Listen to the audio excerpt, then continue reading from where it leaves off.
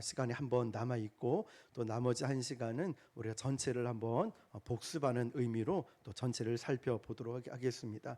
말씀드렸듯이 성령의 9가지 열매, 우리 한번 사랑과 희락과 화평과 오래 참음과 자비와 양성과 충성과 온유와 절제까지 우리 9가지 열매가 있는데요, 순서대로 가지 않고 성령의 감동과 인도하심 따라 말씀을 나눈다고 했는데요, 오늘은 8번째 시간으로 화평에 대해서 은혜를 나누고자 합니다. 자, 화평에 대해서 특별히 성령의 9가지 열매이지 씨앗이 아닙니다. 열매의 특징은 맺혀지는 것이고, 열매는 눈에 보이는 것입니다. 드러나는 것이죠. 자, 오늘 특별히 화평이라는 주제인데요, 어떤 사람이 두 화가에게 이런 부탁을 합니다. 이 화평, 평화가 어떤 모습인지 그림을 한번 그려주십시오 부탁을 하니까 한 화가는 이렇게 그려놨습니다. 아주 고요한 호숫가에 계곡이 있고 아주 잔잔하고 고요한 풍경을 그려놓으면서, 자, 이것이 평화로운 모습입니다 라고 보여줬고요, 또 한 사람은 이렇게 그림을 그렸습니다. 폭포가 우르르 쾅쾅 내리고 또 그 바위가 있는데 그 폭포가 힘차게 내려가고 파도가 출렁이는 이 가운데 바위가 있는데 그 바위 틈 사이에 나뭇가지가 있습니다. 그 나뭇가지에 둥지를 틀고 있고 거기에 새가 평안히 잠을 자고 있는 모습을 그렸습니다. 여러분, 이 둘 중에 어떤 부분이 공감이 되십니까? 두 번째 부분일 거예요. 첫 번째 그림은 정말 평화롭죠. 근데 비현실적이라는 거예요. 고요하고 잔잔한 곳에 평화로워 보이긴 하지만 우리 인생에 견주어 보면은 이런 적은 거의 없었던 것 같아요. 날마다 우리 인생에 풍랑이 일어났던 것 같지요. 두 번째 평화는 우리의 현실을 보여주고 있는데요, 아무 방해도 없는 잔잔한 호수가 아니라 어쩌면 풍랑도 일어나고 폭포도 떨어지고 어쩌면 정말 비도 오고 이런 어수선하고 힘든 상황 가운데 참된 그 바위에서 그 새가 깃들여서 고요하게 잠을 잘 수 있는 것, 이것이 참된 평화라는 것입니다. 사람들은 자기마다 각자의 인생의 문제를 가지고 있습니다. 어떤 사람은 건강의 문제, 또 자녀의 문제, 경제적인 문제, 우리 인생에 문제 없는 사람은 한 사람도 없지요. 그런데 생각해 보면 여러분, 모두에게 문제가 있는데 언제 나에게 평화가 찾아왔을까요? 문제는 늘 존재해 있는데 여러분, 언제 마음이 평안을 느낍니까? 바로 주님의 손길이 내 안에 임했을 때, 주님이 나와 함께 하심이 느껴졌을 때, 주님이 나와 동행하시고 나를 품에 안아주시고 동행한다는 게 느껴졌을 때 우리는 참된 평화를 누리게 됩니다. 이사야 26장 1절에 보니까요, 그날의 유다 땅에서 이 노래를 부르리라. 우리에게 견고한 성읍이 있으며 여호와께서 구원과 성벽과 외벽으로 삼으시리로다. 아멘. 이사야가 예언했던 이 시대는요, 이스라엘 백성들이 우상 숭배를 하고 있고 죄를 범하고 있었습니다. 그럼 그 결과로 인하여서 이스라엘 백성들은 고통이 따라왔고 많은 힘든 일들이 오면서 그들에게는 심판이 기다리고 있던 때였습니다. 그런데 하나님은 그들에게 이렇게 약속하십니다. 내가 너희를 회복시켜 주겠다고. 1절 말씀처럼 그날 유다 땅에서 이 노래를 부르게 하겠다고 말이죠. 그날의 소망은 오늘 우리들이 가지고 있는 갈등과 심판 가운데 주시는 것이었습니다. 오늘 우리에게 이 성령의 열매는 아무 문제가 없는 그 화평, 평화를 의미하고 있는 것이 아니라 지금 저와 여러분이 모두가 겪고 있는 어떤 문제들 가운데 하나님은 평화를 주시겠다는 겁니다. 오늘 4절 말씀 보니까 이렇게 말씀하죠. 주 안에서 항상 뭐 하라고요? 기뻐하라고. 내가 다시 말하노니 뭐 하라고요? 기뻐하라고. 빌립보서는 골로새서 같이 이 빌립보서는요, 옥중서신이라고 부르죠. 옥중서신은 그냥 텍스트로 문자로 보면 안 되는 겁니다. 감옥에서 보내온 편지라는 거예요. 옥중에서 사도 바울은 고통과 고난을 당하면서 빌립보에 있는 교인들 향해 이렇게 얘기를 하고 있는 거예요. 주 안에서 말하노니 기뻐하라. 다시 말하노니 너는 기뻐하라. 기뻐하라고 말을 하고 있습니다. 누구 안에서요? 주 안에서 말이죠. 주 안에서 기뻐하고 기뻐하면 우리 안에 무엇이 찾아올까요? 평화가 찾아온다는 거죠. 평화, 화평의 열매를 맺는 방법에 대해서 함께 나누고자 하는데요. 오늘 본문이었던 빌립보서 4장 4절에서 7절 말씀을 우리가 주목해 보면 주 안에서 항상 기뻐하라 라고 되어 있어요. 성령의 9가지 열매를 나누면서 우리는 아마 눈치를 채신 분도 계실 거예요. 공통점을 발견하게 되는데 성령의 9가지 이 열매의 공통점이 무엇일까요? 모두가 관계에 대해 나와 있다는 거죠. 관계적인 거예요. 누구와의 관계일까요? 그렇죠. 주님과의 관계에 연결이 되어 있다는 거예요. 우리 주님과 연결되어 있지 않으면 지난 시간 나누었던 희락, 기뻐할 수 없어요. 절제할 수 없습니다. 오래 참으면 못합니다. 주님 안에 거하지 않는다면 우리는 매 순간순간 두려움의 열매를 맺게 될 거예요. 내 힘으로 사랑할 수 없고 내 힘으로 절제할 수 없고 내 힘으로 충성할 수가 없는 겁니다. 자, 여러분, 주님과 나는 어떤 관계였는가, 어떤 관계 속에 있는가를 점검해 봐야 돼요. 그래서 우리가 마지막 불렀던 찬양처럼 예수 이름을 파는 가룟 유다가 된 건 아닌가, 율법을 앞세우고 있는 바리새인처럼 살아가고 있는 거 아닌가. 오늘 우리가 열심히 복음을 전했지만 성령의 인도하심 없이 복음을 전하고 있는 건 아닌지, 내가 말씀대로 믿음대로 살겠습니다 결단 고백은 하지만 예배당을 벗어나 버리면 또 세상 사람 똑같이 되어버리진 않는지 말이죠. 우리가 주 안에 있다, 이것은 무슨 의미를 하고 있는 것일까요? 여러분, 주 안에 있습니다, 주 안에서 사랑합니다, 주 안에서 승리하세요, 이게 무슨 의미일까요? 주 안에 있다는 것은요, 내 인생, 나의 삶, 내 인생의 모든 것을 누가 주관하고 있다는 뜻이냐면 하나님이 주관하고 있다는 거예요. 내 인생의 키를 갖고 계신 분이 하나님이시라는 거예요. 이게 주 안에 있다는 뜻이죠. 내가 주 안에 있다는 것은 내 인생은 내 것이 아닙니다. 내 삶의 인생의 키, 내가 갖고 있는 게 아니라는 거예요. 내 인생은 주님이 이끌어 주시는 겁니다. 주님이 나를 책임져 주시는 것입니다. 여러분, 하나님께서 우리의 인생을 이끌어 주신다, 하나님의 내 인생의 키를 갖고 계신다, 그때 나에게 자연적으로 찾아오는 게 평안이라는 거예요. 내가 아무리 노력해봤자, 인간의 방법을 다 써봤자 안 되는 거 아시잖아요. 그런데 우리가 주님을 맡겼을 때, 내 모든 시험, 무거운 짐을 주 예수 앞에 아뢰일 때 내 안에 찾아오는 게 평안이라는 것이죠. 우리가 왜 불안할까요? 여러분, 왜 불안하십니까? 내가 내 자신도 믿을 수 없는데, 내 능력도 믿을 수 없는데, 심지어 내 옆에 있는 사람도 믿을 수가 없는 이 세상 가운데 왜 자꾸 불안해하십니까? 주변에 일어나고 있는 일들, 여러분 한 가지라도 확실하게 이 문제들을 해결할 수 있습니까? 나에게는 이것을 제어할 능력이 없습니다. 그런데 이 환경 가운데 내가 주 안에 있다라고 고백한다는 건, 나는 해결할 수 없지만 이 모든 문제를 해결하실 그 하나님이 내 인생을 붙들고 계신다, 그 하나님은 내 인생을 이끌어 가신다 라고 고백하는 것, 이게 바로 주 안에 있다는 것이죠. 그 믿음으로 살아가는 것입니다. 여러분, 혹시 이런 경험 있지 않습니까? 정말 은혜 받았습니다. 은혜를 너무 크게 받았어요. 어떤 분은 성령 충만을 받고, 어떤 분들은 기도 응답을 받기도 하고, 어떤 분은 평안을 얻기도 합니다. 그런데 여러분, 그렇게 어떠한 은혜를 받든지 간에 내 안에 은혜가 찾아왔을 때 여러분 어떤 느낌이었어요? 그때 어떤 느낌이었습니까? 이 고백이 나오지 않습니까? 아, 하나님이 내 인생을 인도해 가시는구나. 은혜 받고 나면 그게 깨달아지는 거예요. 우리가 정말 성령 충만을 받고요, 말씀의 은혜를 받든, 기도할 때 하나님의 크신 은혜를 체험하든, 내가 은혜를 받고 나면 내 안에 찾아오는 게 확신이 생깁니다. 확신. 내 인생은 내 것이 아니라 하나님 것이고 하나님이 내 인생을 인도하고 계신다, 확신이 든다는 거죠. 여기까지 인도하신 하나님이시라면 앞으로 내 인생도 하나님은 인도해 주실 것이다 라는 확신을 갖게 되는 것이죠. 그리고 이어지는 관용을 베풀라라는 말을 우리가 주목해 볼 필요가 있는데요. 우리 삶이 진짜 혼란스럽고 마음이 편치 않은 이유는 관용을 베풀 그 여유가 없어요. 내 마음속에 한번 생각을 해보십시오.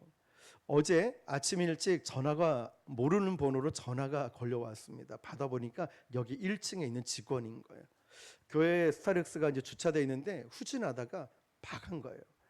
그런데 사진을 보내주십시오 해서 이제 보니까 뭐 이렇게 지워져요. 약간 찌그러졌긴 해도 표시도 잘 나지 않아요. 그런데 이 직원은 이제 젊은 청년인 것 같아요. 처음 이렇게 접촉사고가 일어났는지 얼굴이 노랗게 질리고 막 말도 떨면서 이걸 어떻게 되나 라는 마음으로 너무 죄송하다, 연신 죄송하다. 아까 전도로 나갈 때도 주차하는데 와가지고 또 얘기를 하는 거 죄송하다고. 그런데 제가 전화를 받자마자 이렇게 얘기해서 괜찮아요. 이제 사진도 받고 이 정도 괜찮습니다. 별로 표시도 안 나네요. 아까도 와서 너무 죄송하다고 괜찮습니다. 괜찮아요. 운전하다 보면 그럴 수도 있죠. 차에 표시도 잘 안 났거든요. 그런데 그러고 나서 제 마음에 찾아오는 게 평안이었어요. 근데 반대로 볼까요, 여러분? 우리가 관용을 베풀 수 없을 때 내 마음속에 이 두려움과 불안한 마음이 평안함이 없다는 것이죠.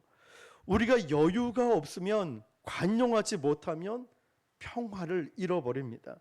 하나님께서 우리에게 말씀하신 관용이 뭐냐면 관용을 베풀라는 것은요, 내가 가지고 있는 능력 안에서 관용이 나오는 것이 아니라 하나님이 우리에게 관용을 먼저 베풀어 주셨기 때문에 너희도 관용을 베풀며 살아라는 것이죠. 일본어든 영어든 중국어든 간단하게 괜찮아요, 괜찮아요. 또 우리 성도들, 우리 아이들에게도 괜찮아, 괜찮아 이 한마디면 사실 마음이 참 편안해지지 않습니까? 괜찮아, 괜찮아. 목사님 괜찮아요. 집사님 괜찮아요. 권사님 괜찮아요. 우리 청년 괜찮아, 괜찮아. 여러분, 관용을 받은 우리가 관용을 베풀라라는 거죠. 관용을 베푼다는 것은 어쩌면 우리에게 굉장히 중요한 부분입니다. 화평을 가질 수 있는 부분들이기 때문이죠. 그래서 우리는요, 성도들 가운데 만났을 때도 집사님 괜찮아요. 장로님 괜찮아요. 우리 청년 괜찮아, 괜찮아. 한번 이렇게 격려하고 위로해 보십시오. 내 마음속에 평안이 찾아올 겁니다. 또 말씀을 계속 보면 염려하지 말고 감사함으로 라는 말씀이 있는데, 그리하면 모든 지각에 뛰어난 하나님의 평강이 그리스도 예수 안에서 너희 마음과 생각을 지키시리라. 여러분, 베드로전서 5장 7절 보니까 너희 염려를 다 주께 맡기라. 이는 그가 너희를 돌보심이라. 염려하지 말고 감사함으로 하나님께 아뢰라고 했습니다. 근데 우리는 이걸 자꾸만 잊어버려요. 그렇죠? 예배 끝나면 잊어버리고 성경 읽고 나면 잊어버려요. 염려하지 말고 감사함으로 하나님께 아뢰라 이 말씀을 예배 끝나고 돌아가면 또 잊어버리고 염려하고 근심하고 걱정합니다. 이걸 자꾸만 잊어버려요. 그러니까 우리가 계속 염려가 찾아올 때마다 내가 계속해서 선포를 해야 된다 했죠. 입으로 선포를 하는 거예요. 아무것도 염려하지 말고 오직 모든 일에 기도와 간구로 너희 구할 것을 감사함으로 하나님께 아뢰라. 그리하면 모든 지각에 뛰어난 하나님의 평강이 그리스도 예수 안에서 너희 마음과 생각을 지키시리라. 여러분 믿으십니까? 하나님께서 우리에게 계속 말씀하시는 거예요. 염려하지 말라고, 걱정하지 말라고. 근데 우리 돌아서면, 예배당을 빠져나가면, 집에 가면 다 잊어버린 거예요, 이거를. 그러니까 내 마음에 평화가 없는 거죠. 이사야 26장 3절 4절 보니까요, 주께서 심지가 견고한 자를 평강하고 평강하도록 지키시리니 이는 그가 주를 신뢰함이라. 주님을 신뢰했기 때문에 평강이 있고 평화가 있다는 거예요. 너희는 여호와를 영원히 신뢰하라. 주 여호와는 영원한 반석이시로다. 아멘. 염려하지 말고 감사하라고 하는 말씀이 이런 거예요. 주님을 의지하라는 거예요. 주님을 신뢰하라는 거예요. 하나님과의 관계가 있어서도 여러분 주위에서 볼 필요가 있습니다. 내가 정말 하나님과의 올바른 관계 속에 있는지, 아니면 내 열심으로 봉사하고 있는 건 아닌지 점검을 해봐야 됩니다. 우리는 하나님을 믿는 내 삶 가운데 하나님을 믿는다라고 말하지만 하나님과 관계없는 나의 모습을 보게 돼요. 나는 분명히 이 일을 하고 있는데 하나님과 관계없는 일을 해요. 그래서 충성에 대해서 말씀드릴 때 여러분 기억을 하십시오. 나는 저 사람 때문에 그만두는 게 아니라 나는 하나님 때문에 그만둘 수 없는 것, 이렇게 고백하는 것이 충성이라고 했죠. 진정한 충성은 사람이 아니라 환경이 아니에요. 하나님 때문에 저는 포기 못합니다. 이렇게 고백하는 게 충성인 거죠. 여러분 이 평화도 마찬가지예요. 우리가 정말 내가 이 평화를 누리기 위해서는 여호와를 신뢰하고 있는가, 이거를 점검해 봐야 돼요. 내가 하나님을 신뢰하지 못하면 두려움이 찾아오는 게 당연한 거죠. 여러분 우리는 늘 질문을 해봐야 됩니다. 나는 하나님과의 관계 속에 들어있는가? 예전에 제가 어떤 교회를 섬길 때요, 부흥 강사님으로 꽤 유명한 분이 오셨습니다. 그래서 정말 좋은 곳에 모신다고 해서 교회에서는 센텀에 있는 한 호텔에 강사 목사님을 모셨습니다. 그래서 제가 자진해서 제가 이 목사님 너무 뵙고 싶어서 제가 픽업을 담당하겠습니다. 그런데 이 목사님과 연락을 주고받는데 목사님 제가 직접 차를 가지고 오니까 이렇게 픽업을 안 하셔도 됩니다 라고 하는 거예요. 그런데 그때 섬겼던 교회는 큰 길로 쭉 지나가면 좌회전해서 빠져와야 되는데 급하게 가다 보면은 큰 길로 쭉 나가다 보면 저기 동네 미남 교차로 쭉 만덕천에서 집에 갈 수도 있어요. 그래서 어느 시점에서 제가 좌회전해야 됩니다 알려드리려고 새벽 시간이었어요. 새벽 집회부터 했거든요. 그래서 기다리고 있고 목사님께도 말씀을 드렸는데 저 백미러로 보니까 저 뒤에서 아주 큰 대형 수입차가 엄청 우웅 하면서 오는 거야. 쌍라이트 키면서 쫙 오는데 이야 저건 도대체 누가 모는 차야. 이런데 제가 깜빡이를 켜고 이제 좌회전 받아야 되는 그 전에서 기다리고 있는데 슉 지나가 버리는 거예요. 속으로 욕을 했죠. 무슨 새벽부터 이렇게 질주를 하고 달리나. 그런데 쭉 가다가 또 불법 유턴을 하면서 와가지고는 딱 교회 쪽으로 들어가더라고요. 지나쳐 버렸던 거죠. 그런데 제가 가서 보니까 강사 목사님 차였던 거예요. 제가 어떤 마음이 들었을까요? 그때 설교 주제가 그리스도인답게 살아가는 모습, 이런 관련된 거, 말씀이 하나도 귀에 들어오지 않는 거예요. 왜냐? 그걸 봤거든요. 그리고 목사님의 수입차인데 대형 수입 승용차였어요.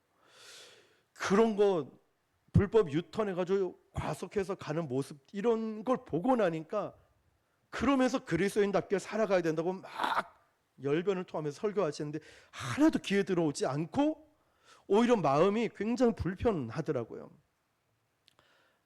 근데 생각을 해봤어요. 목사님과 이제 그 뒤로 얘기할 기회가 있어서 이분이 이런 생각을 하고 있다는 생각이 들었어요. 하나님, 제가 목사가 됐고 주의 일을 하고 있습니다. 그러니까 하나님, 알아서 지금 잘 하고 있으니까 간섭하지 마세요. 제가 하나님 일 하고 있지 않습니까? 그 목사님이 그러더라고요.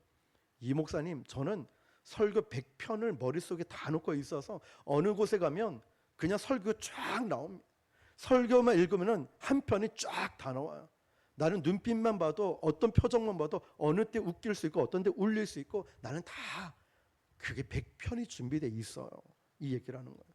참 그때는 대단하다라고 생각이 들었지만 그 목사님이 말씀을 나누다 보니까 나는 이렇게만 할 수 있으니까 자연적으로 기도도 안 하게 되겠죠.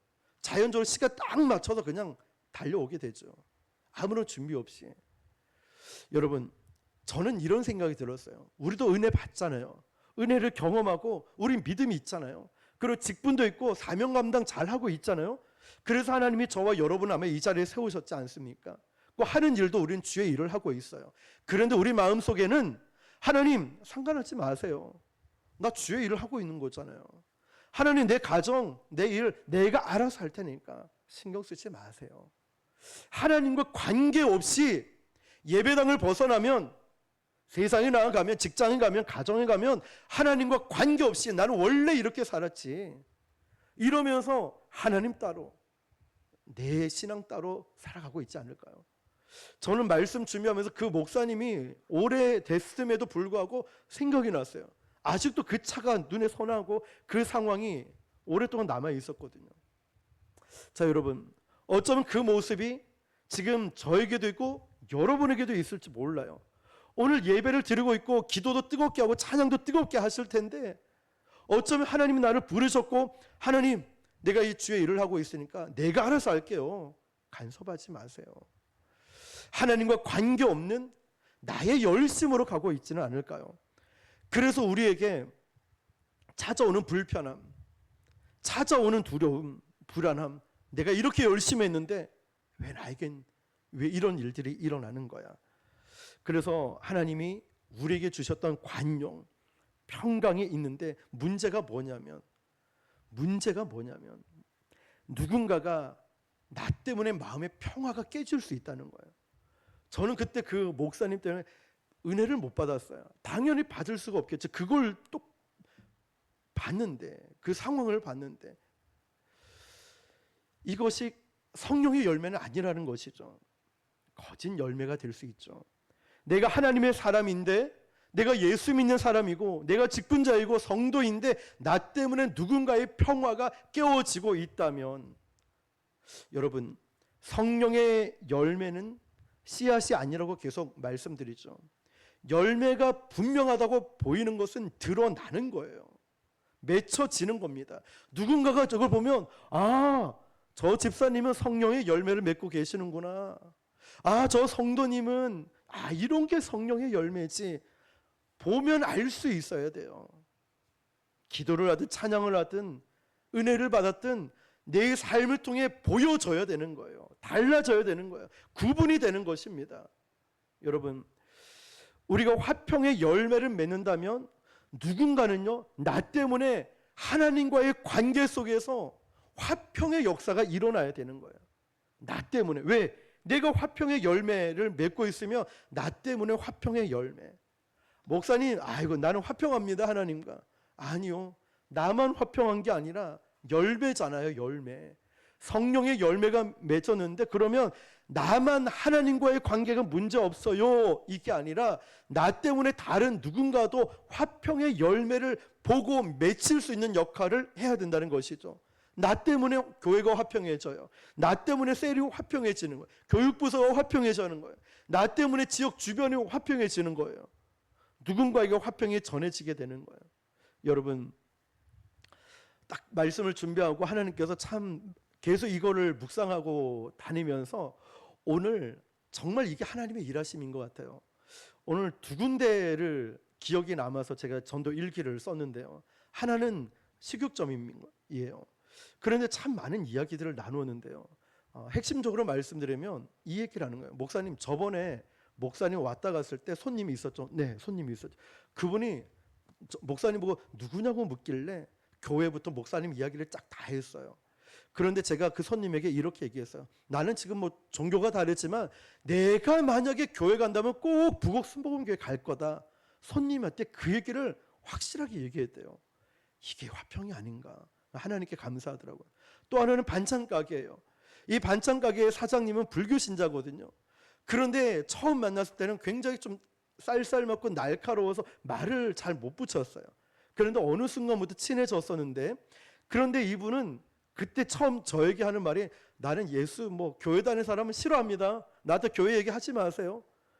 이거 주는 건 받겠지만 절대 교회 얘기 오라소리 이런 얘기 하지 마세요. 난 교회 다니는 사람 딱 싫어합니다. 이랬던 분이거든요. 그런데 오늘 앉아보라는 거예요. 그러니까 앉아서 얘기를 하는데, 목사님, 우리 딸한테는 얘기하지 말라고. 우리 그 손주가 고2인데 연산동에 어떤 교회를 친구 따라 가기 시작했는데 내가 기분이 너무너무 좋다는 거예요. 이상하네. 그분이 교회 다니는 사람 딱 질색이라고 했던 분인데 왜 그렇게 손주가 교회를 가고 있다는 말에 왜 이렇게 기분이 좋은지, 그래서 할머니가 계속 가라고, 너 참 잘했다고, 그 교회가 어딘지 이제 한번 물어봐 달라 했어요. 근데 이단 이런 건 아닌 것 같아요. 아버지가 경찰인데 그 다 조사를 다 해봤다 하더라고요. 그런 거 아니라는 거. 그런데 제가 놀라운 사실은 그 사장님이 이렇게 얘기하는 거예요.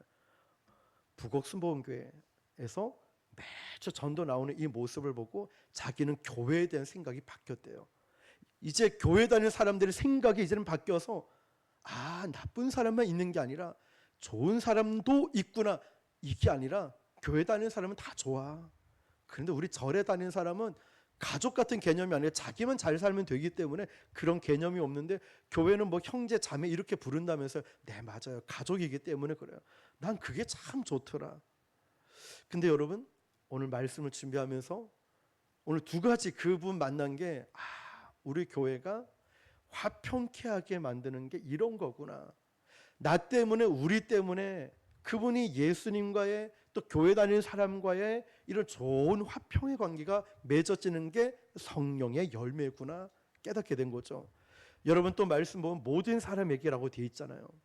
사실 우리는 내 가족이나 내 아내, 남편, 자녀들에게는 관용이 이루어져요. 뭘 해도 다 받아들일 수 있어요.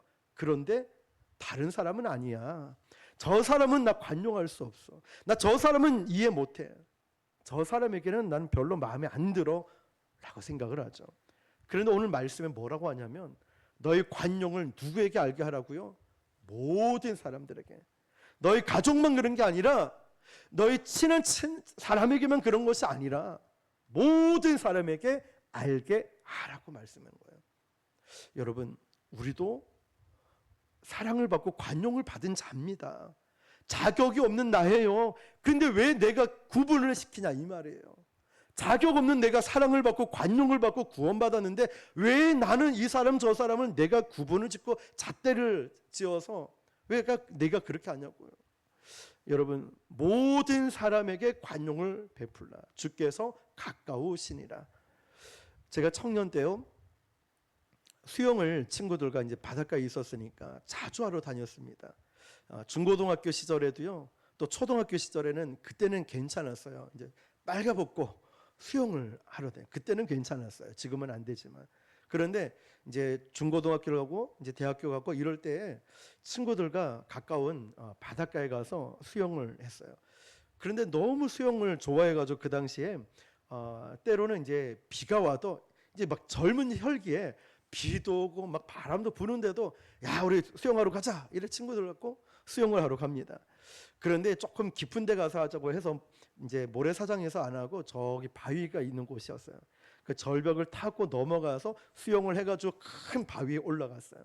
다이빙을 하는 거예요. 친구들과 막 다이빙도 하고 하는데 이제 조금 더 하다 보니까 아주 깊은 데까지 이제 숨을 참고 들어갔어요.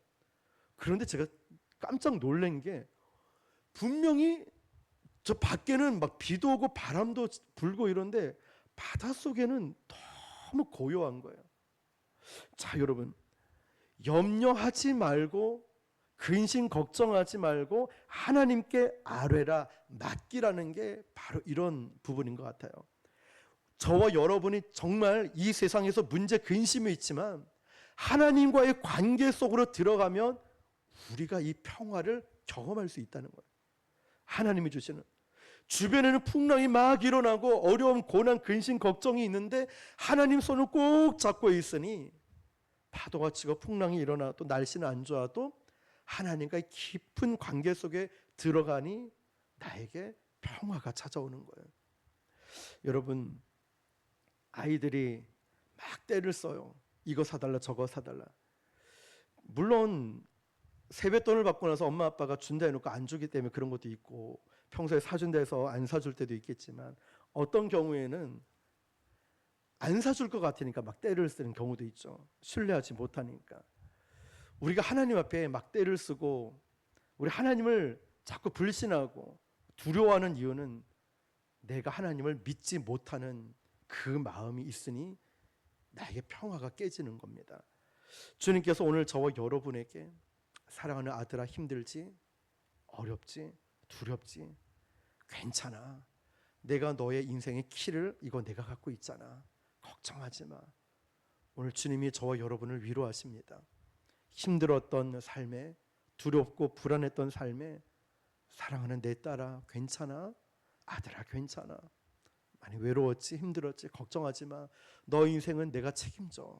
말씀하시는 거예요. 내가 믿어지지 않으니까 내 힘으로 막 해결하려 하죠. 그거 얻을 때까지 막 부딪히고 싸우고 혈기를 부리죠. 그러나 내가 정말 하나님을 신뢰한다면, 하나님을 믿을 수 있다면 때를 쓰고 세상적 방법으로 나가는 것이 아니라 하나님을 의지하게 될 겁니다. 하나님을 의뢰하게 되고 하나님께 기대게 될 겁니다. 왜냐? 주님의 내 인생의 키를 쥐고 계시고 나의 인생을 인도해 가실 것을 우리가 믿기 때문이죠. 오늘 저와 여러분이 화평케 하신 하나님의 그 사랑을 내가 믿는다면 내가 가는 곳마다 만나는 사람에게 화평의 열매를 맺게 하고, 뿐만 아니라 저와 여러분은 하나님을 끝까지 어떠한 일이 있어도 신뢰하고 의지할 수 있는 저와 여러분 되시기를 주님의 이름으로 축원합니다. 기도하겠습니다. 오늘 주신 말씀을 붙들고 우리가 기도할 때, 하나님, 제가 가는 곳마다 이런 화평의